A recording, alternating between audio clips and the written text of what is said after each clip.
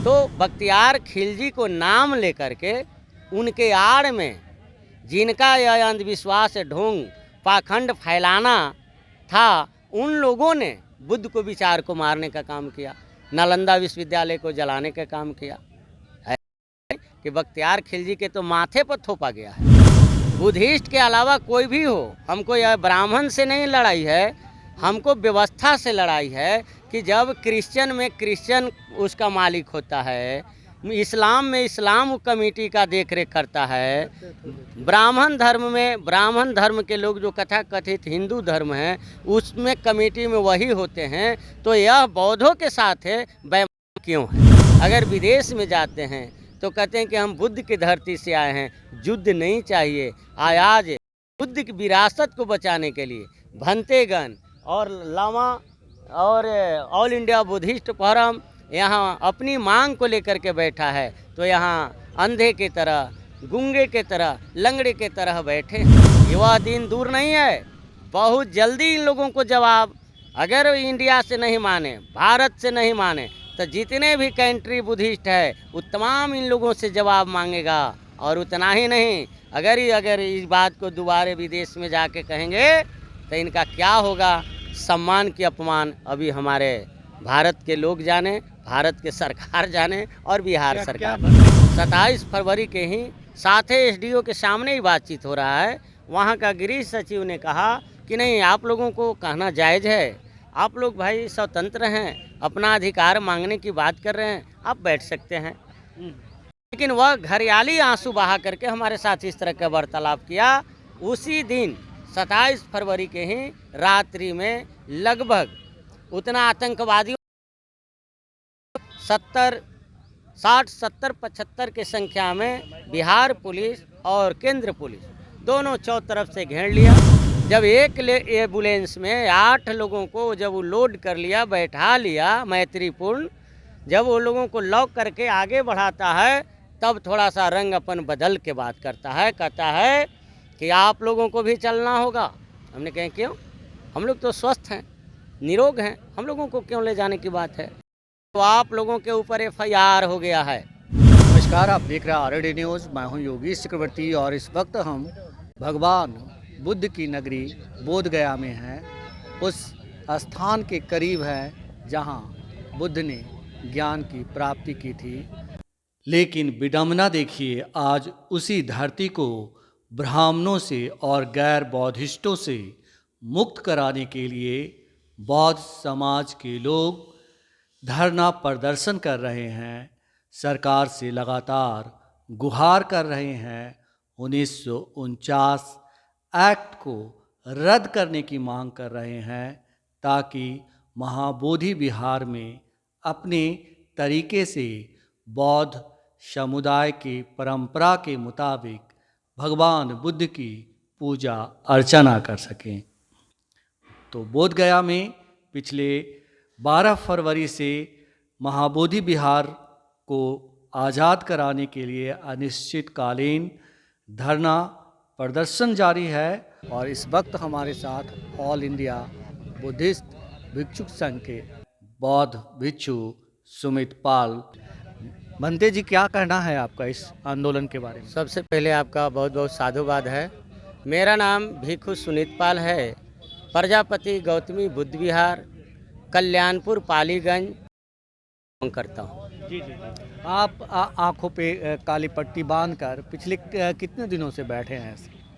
जैसे हम लोगों ने 12 फरवरी तथागत महामानव गौतम बुद्ध माघ ही अपना थे कि 3 माह बाद मैं अपना यह शरीर छोड़ूंगा, परिनिर्वाण प्राप्त करूंगा।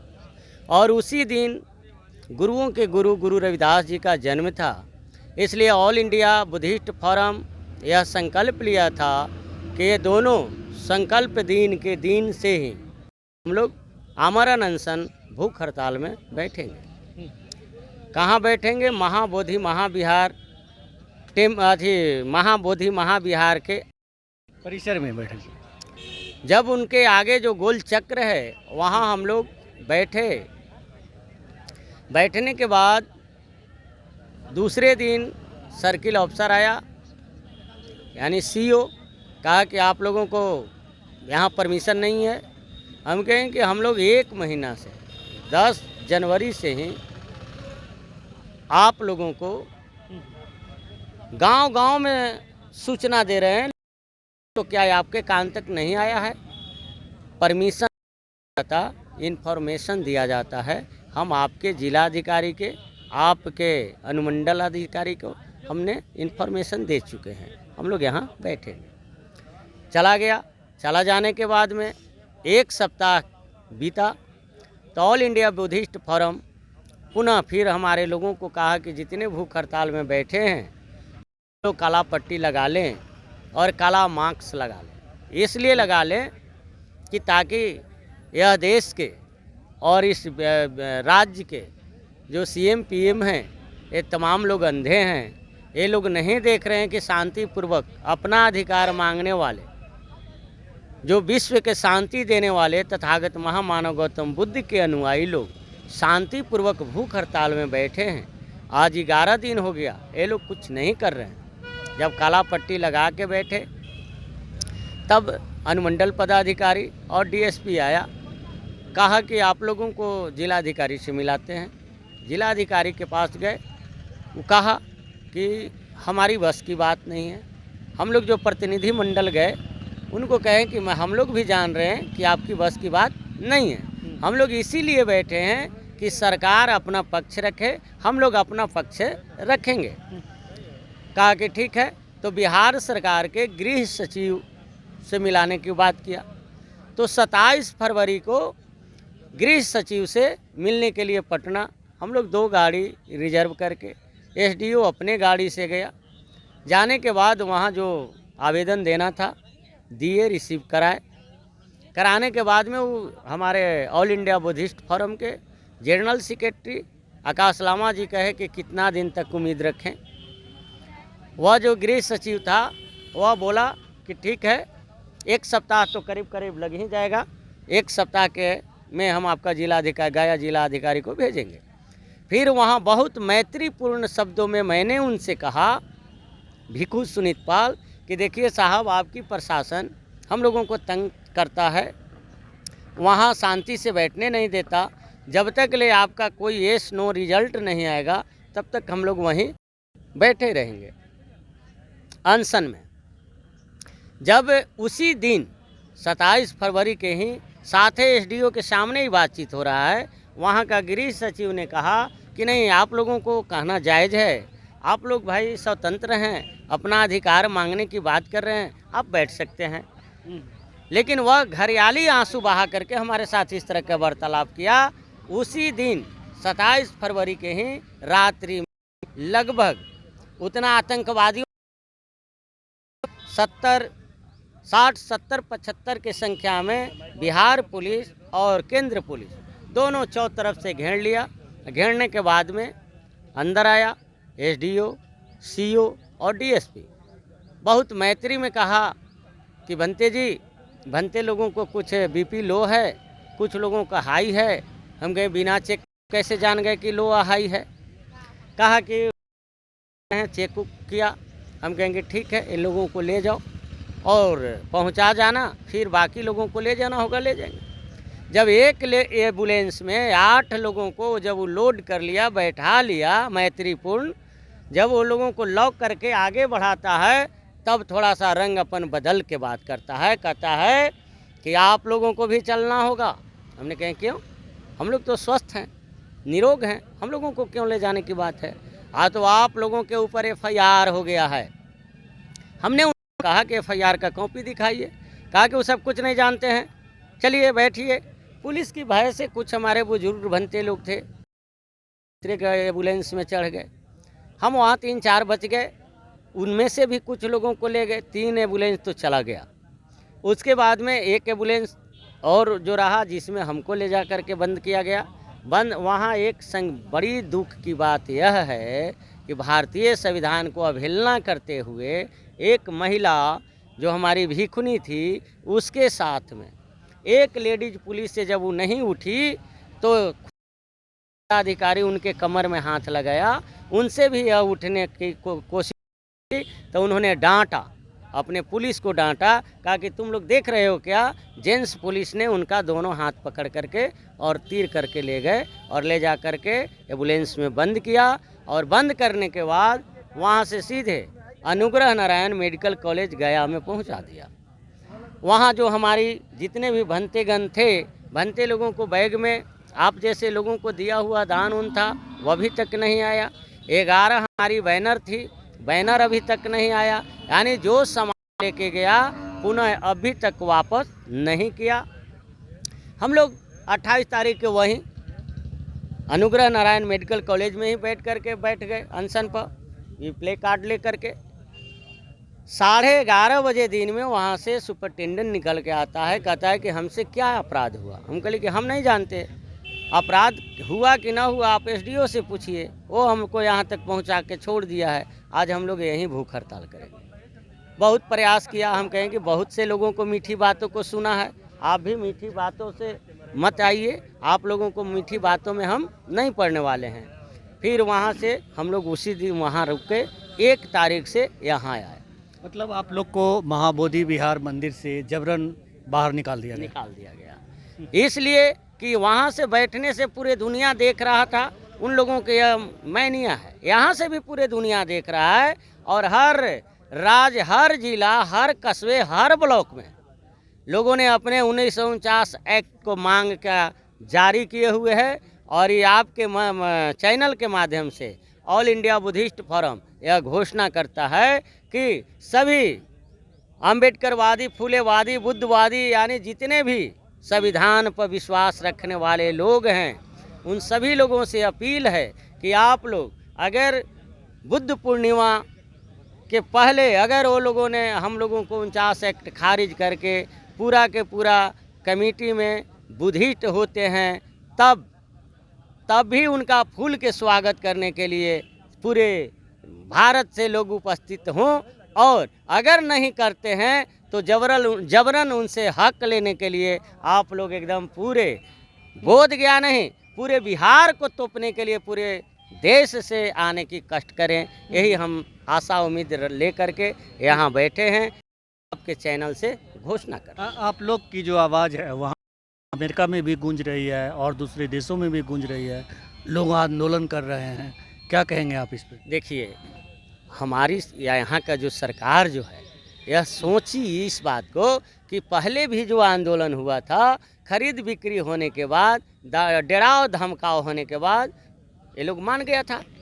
लेकिन ये बात को न भूला हुआ है कि आज सोशल मीडिया का युग है, यहाँ जो बोलेंगे पूरा दुनिया देखेगा, ये उनकी दिमाग में बात नहीं हट रही है। अब जब हमारे महामुहिम, चाहे वह प्रधानमंत्री हों, गृह मंत्री हों या माननीय मुख्यमंत्री महोदय हों, अगर विदेश में जाते हैं तो कहते हैं कि हम बुद्ध की धरती से आए हैं, युद्ध नहीं चाहिए। आज बुद्ध की विरासत को बचाने के लिए भंतेगण और लामा और ऑल इंडिया बुद्धिस्ट फोरम यहाँ अपनी मांग को लेकर के बैठा है, तो यहाँ अंधे की तरह, गूंगे के तरह, लंगड़े के तरह बैठे हैं। लेकिन यह दिन दूर नहीं है, बहुत जल्दी इन लोगों को जवाब, अगर इंडिया से नहीं माने, भारत से नहीं माने, तो जितने भी कंट्री बुद्धिस्ट है वो तमाम इन लोगों से जवाब मांगेगा। और उतना ही नहीं, अगर इस बात को दोबारा विदेश में जाके कहेंगे तो इनका क्या होगा, सम्मान की अपमान अभी हमारे भारत के लोग जाने, भारत के सरकार जाने और बिहार सरकार। क्या बनते जी, क्या लगता है कि सत्ता प्रतिष्ठान में जो लोग बैठे हैं वो बुद्ध की धरती को बदनाम कर रहे हैं? भाई इनका तो देखिए, अगर निष्पक्ष भाव से संविधान, पवित्र भारत को, संविधान को यह लागू किए हुए होते तो आज यह 76 साल होने के बावजूद भी इस तरह का दासा दिशा नहीं होता। आपका नियमावलियों में बाबा साहब अम्बेडकर ने दर्शाया था कि अगर तुमको 1 वोट देते हैं, चाहे वो मुखिया के लिए दें, विधायक के लिए दें, सांसद के लिए दें, पब्लिक का 6 काम करना है। क्या क्या करना है? रोटी, कपड़ा, मकान, शिक्षा, सुरक्षा और स्वास्थ्य। आज तक हुआ क्या? हुआ नहीं हुआ। इसलिए कि संविधान कितना ही अच्छे हों, अगर लागू करने वाले अच्छे नहीं होंगे तो उसका परिणाम अच्छा नहीं होगा। और भारत के या दुनिया का कोई भी बाइलॉज संविधान कितना ही खराब है, करने वाले अच्छे ईमानदार ऑनेस्ट होंगे तो उसका परिणाम अच्छा होगा। बंदे जी, दो बातें निकल के आ रही है। आप लोग जो एक्ट बना है, जो सोसाइटी है, उसमें गैर ब्राह्मण भी हैं और ब्राह्मण भी हैं, तो आप क्या ब्राह्मणों का सिर्फ विरोध कर रहे हैं या गैर गैर बुद्धिस्ट?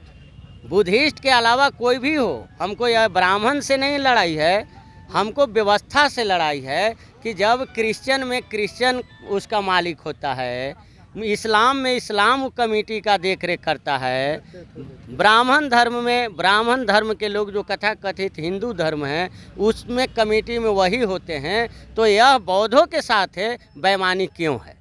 हमको भी कमेटी दे कि ताकि यहाँ हमारे बौद्ध विचार से चलेगा, बौद्ध सारे कमेटी में रहेंगे।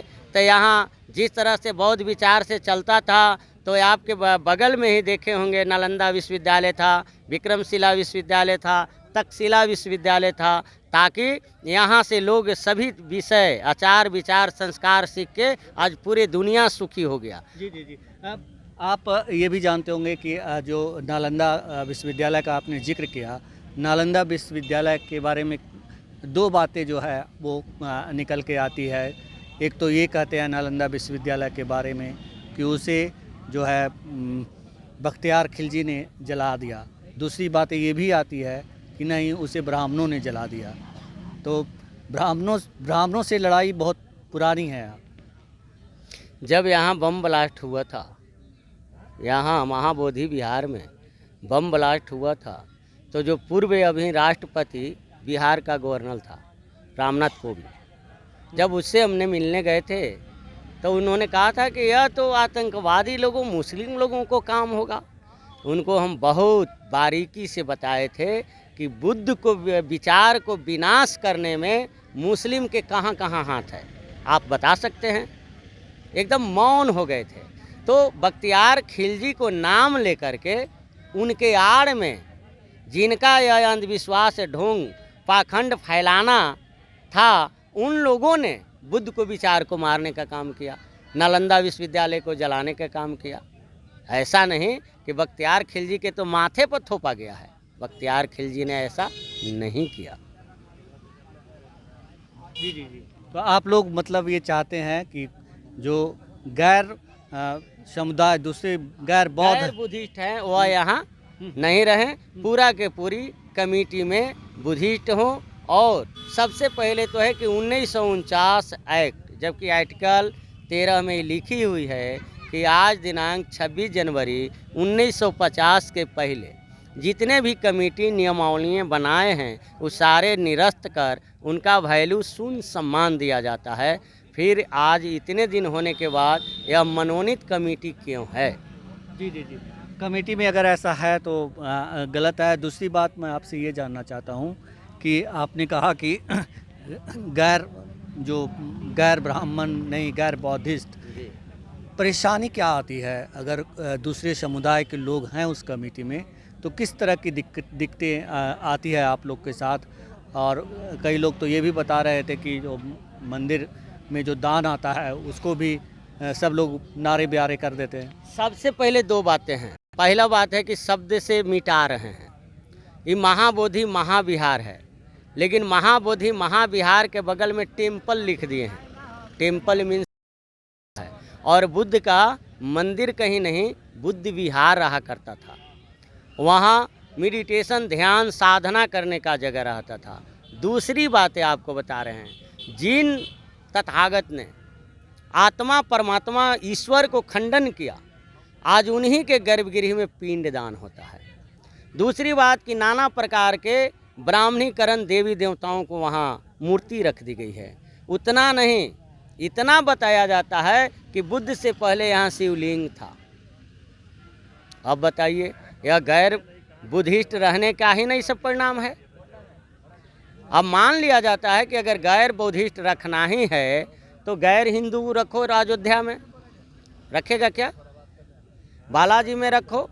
आप लोग को ये इस बात का भय है कि धीरे धीरे करके ये नहीं है, ये पुनः कर रहा है।